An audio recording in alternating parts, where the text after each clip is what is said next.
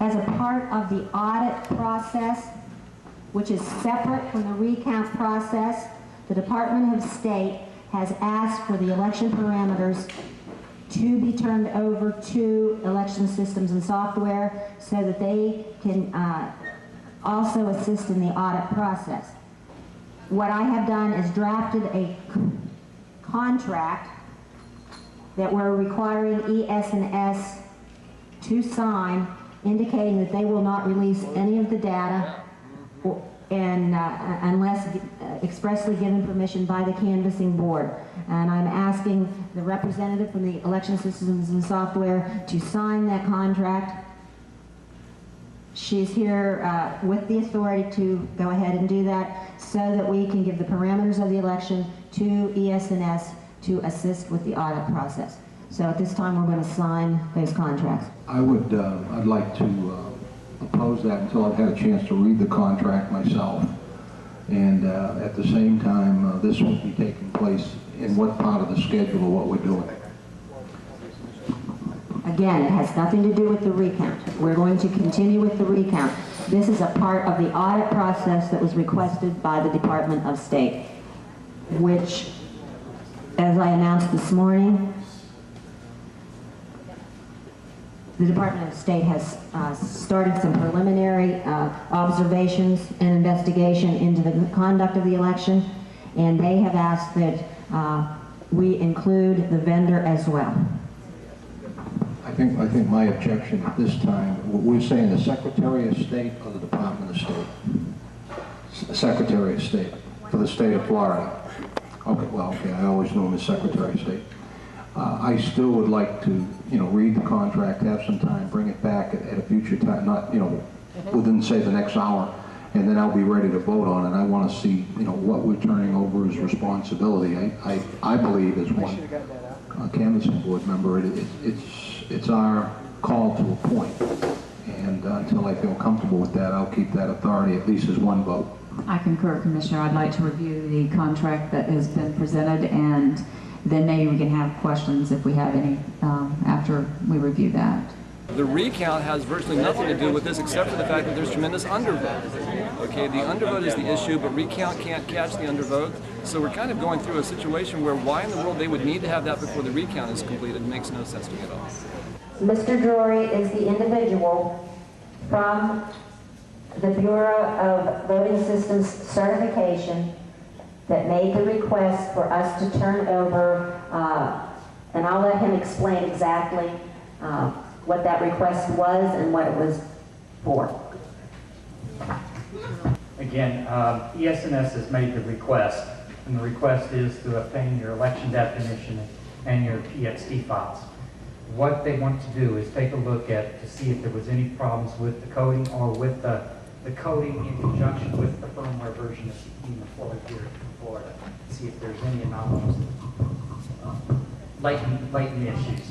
The agreement is to protect the canvassing board from ES&S releasing any of this data because it is, they're going to be looking at it, but they cannot use this data. They cannot release this data to anyone. It is just a copy of what we have, and it's a copy of what the Department of State has, and we're using ES&S to help us identify if there could be any problems with the equipment. This is a recount, a public recount of citizens' votes in Sarasota County. The audit was advertised, I believe, as starting on Wednesday or a different day. I'm not a computer scientist, so I do need to go and get backup opinion on this, but my first impression is that if you allow the vendor in to be, all it says is, the only thing it says is number 20 is the only thing where it's saying what they're actually going to do. In other words, it seems as though the recount should be completed with the software intact, the system intact, on the equipment that was used election night, and then when the recount is done, if they want to do an audit, and again, I apologize, I'm not a computer scientist, but I'd like to go make some phone calls because I don't know exactly what the vendor's intending to do. It just says provide consulting services in the recount of the November 7th election. What are they going to be doing? They are not providing any services. They're here to observe our recount. We have a process that is prescribed by law. We are continuing through with that process. They have no access to any of our equipment or any of our ballots. They're only going to be looking internally at the way we programmed the election to see if there are any anomalies that they can see. It's not going to have anything to do with the recount or with the manual recount. It's a separate process altogether. If there are anomalies in this election, then we should know it in this recount. They shouldn't be able to come in and fix the anomalies. That's part of what this process is showing.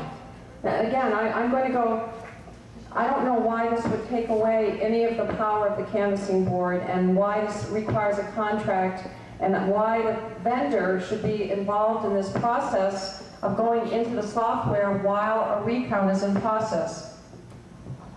The canvassing board has not made that determination yet. That's why the commission and I want time to review and have questions answered our own self. So we're not going to say that this contract is not signed at this time. We wanted you to be aware of it. We wanted you to understand it. You have copies of it. We're going to review it. We're going to make a determination as a board if we're going to go forward with this agreement or not. I knew that. Is it the ES&S contract? Yeah. Did they sign the contract? No, they're not going to. But that one looks signed. Kathy Dent signed it, but she wanted the rest of the canvassing board to sign it, and they've refused. They're not going to let ES&S do the audit until after the recount. Right. Again. Isn't that good? It was a little hard to tell what this contract was all about until you got to the 20th paragraph, which says, the contractor, being ES&S, shall perform services to provide consulting services in the recount of the November 7th election, and to and including technical support in the analysis of the voting equipment and software, recount procedures, report analysis, or any other matter relating to the operation of the equipment. Now, the canvassing board, to their credit, and of course there are three members of the canvassing board: Supervisor Paul Messier, you had Judge Galen, you had Phyllis Galen, and Kathy Dent is the third member. Kathy Dent did sign the contract. To the credit of the other two members of the canvassing board, they've never signed it. They never signed it. I want to show the front of that. I think it's important for the camera to see that. This contract was Can apparently you zero in on that? Prepared by So the audience can John read that. Dent over the weekend preceding the recount. Now, the amazing thing to me was, okay, there we go. This was a letter sent to ES&S from Kathy Dent, and she says, any questions, call her husband. The next day, the Department of State came back and said, oh, the contract was merely a courtesy, and the state had access to all equipment and personnel anyway, and so they said, we have access anyway, even without this contract. So the contract is, from the ES&S standpoint, is meaningless, or at least that's the approach they're taking. Right. In other words, the implication being we, at that point, apparently meant the Department of State and ES&S had access to all the equipment.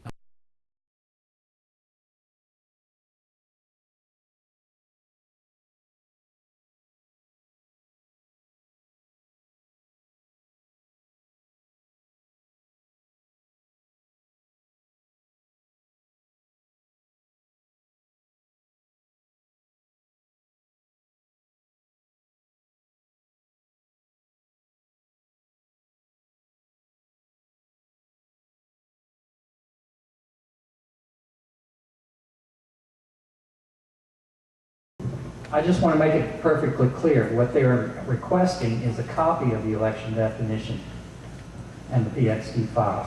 A copy, not the original.